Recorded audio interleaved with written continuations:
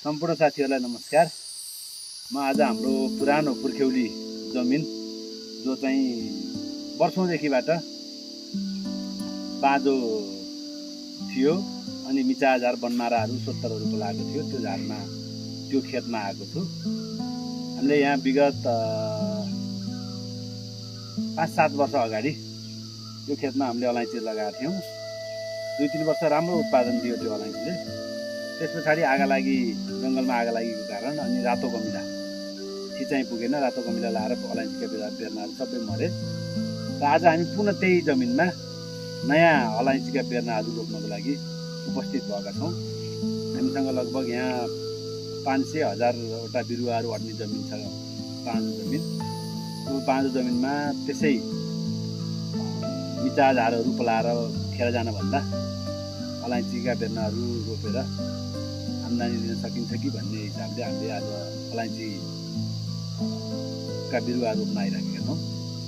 यो किन पनि हो भन्दाखेरि यहाँभन्दा अघिल्लो सालहरूमा हाम्रो 2-3 साल हामीले राम्रो यहाँबाट अलैँची उत्पादन गर्न सफल भयौँ। त्यसैले आज अब फेरि हामी पुरानो गाँजलाई फोरेर, पुरानो गाँज यस्तो खालको गाँज ल्याएका छौँ। त्यो गाँजलाई फोरेर हामीले यसबाट नयाँ बिरुवाहरू निकालेर अनि हामी आज करिब 300वटा बेर्नाहरू यो जमिनमा रोप्दैछौँ। म तपाईँहरूलाई यो अलैँची बेर्नाहरू रोपेकोदेखिबाट लिएर सबै कुराहरू अपडेट गर्दै जानेछु। अहिले भने अब हामी यो गाँज फोर्ने, खाल्डा तयार गर्ने अनि बिरुवा रोप्ने तयारीमा लाग्छौँ। नमस्कार सबैजनालाई, म सुदर्शन सुवेदी। आज चाहिँ हामी यहाँ अलैँची बिरुवा रोप्न आएका छौँ। मसँग मेरो अङ्कल अनि बाबा आउनुभएको छ। अनि धन्यवाद।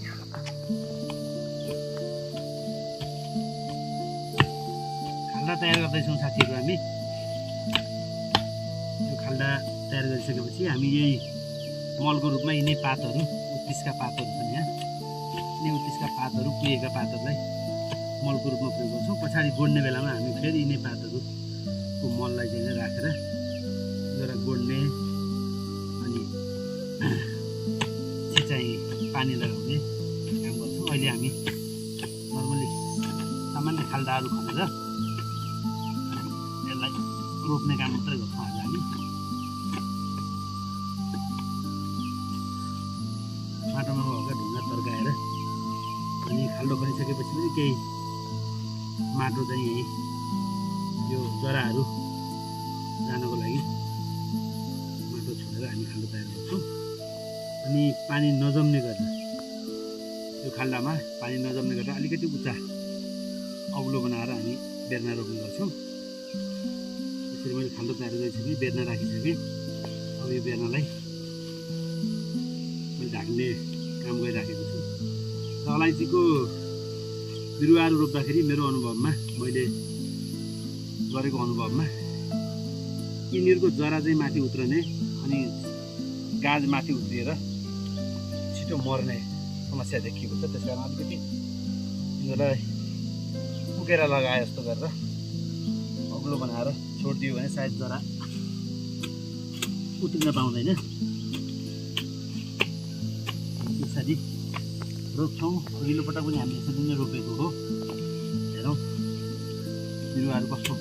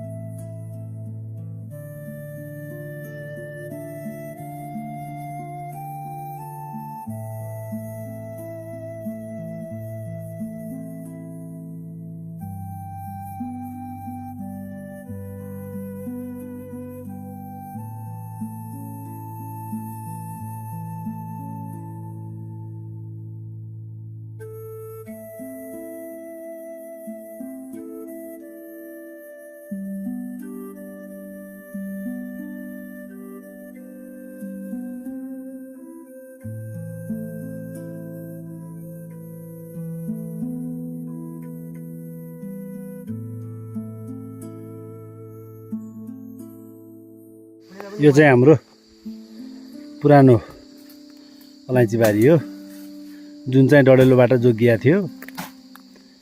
यस्तो बाक्लो छ साथीहरू, यसमा पुरै अहिले फुल खेलिएको छ। यसरी यसबाट पनि राम्रै अहिले फल्ने सम्भावना देखिएको छ। पुरै यसरी फुल खेलिएको छ। यसरी यो 2-4 घाँस डडेलोबाट जोगिया थियो, फलस्वरूप चाहिँ यो मर्न पाएन। कमलाले पनि के गरेको नि, यो सब फुल खेलिएको छ यसको। हेर्नुहोस्,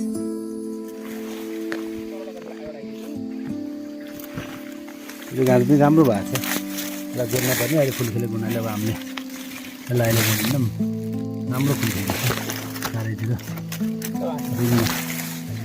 हेर्नुहोस्,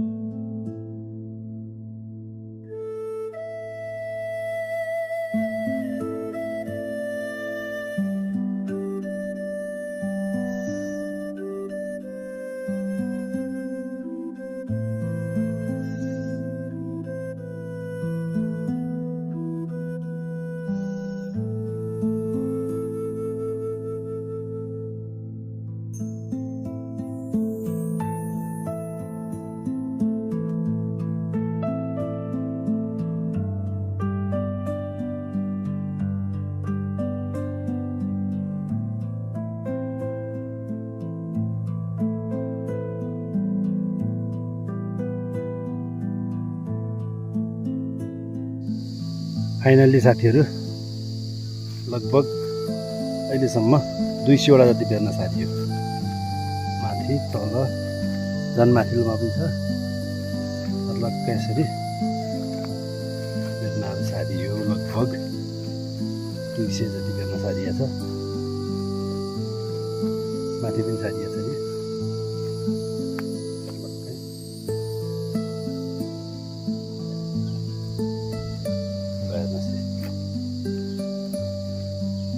यतिको फरकमा सारिएको छ साथीहरू। हामीले